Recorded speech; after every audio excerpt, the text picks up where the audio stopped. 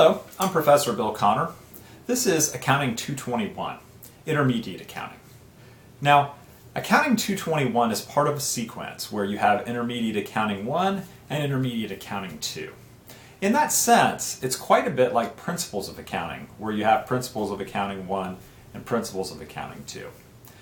Intermediate Accounting 221 gets into a lot more detail than the Principles class does. We start the course by thinking about the environment and the structure of how accounting rules and laws are set.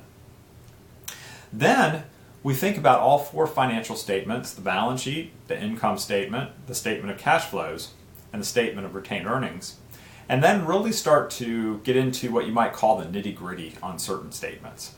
So we have a chapter that deals with measuring revenue and thinking a lot more about how correct and incorrect ways are to measure revenue.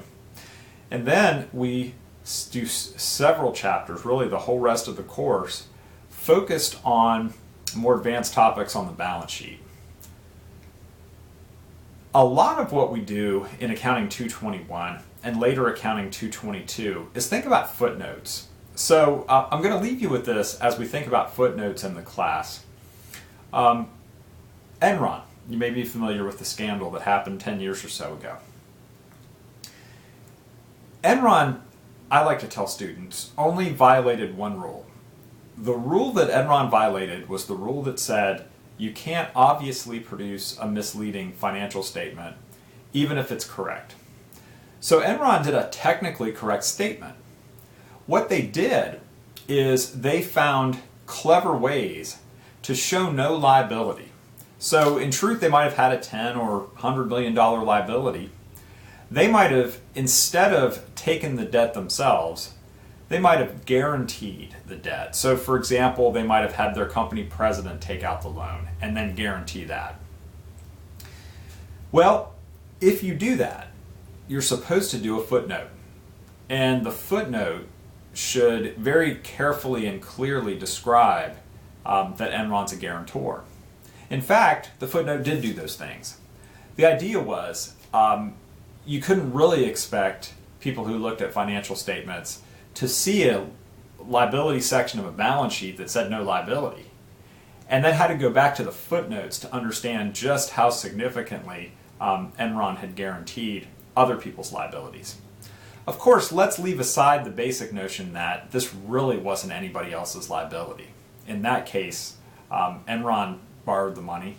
They didn't want to show it as a liability on their financial statements, so their company president showed the liability instead, except he didn't produce a financial statement, so the only place you ever saw it was the guarantee. Well, anyway, we'll talk more during the course about frauds, as well as how to do things right. Let me leave you with, this is not the text. So it is a different edition of the text. This is Intermediate Accounting 7th edition by Spiceland. It's a McGraw-Hill book. And the current edition we're using is the 8th edition. So that edition has a white cover. This is a blue one. I just don't have that edition yet from the publisher. Of course, I'm already looking at it, like you are, hopefully, because I have the ebook. Take care. Wish you good luck. And if you'd like to get in contact with me, you can contact me by cell phone at 757-287-7829. Text or call. You can also contact me at wconner@tcc.edu. Take care.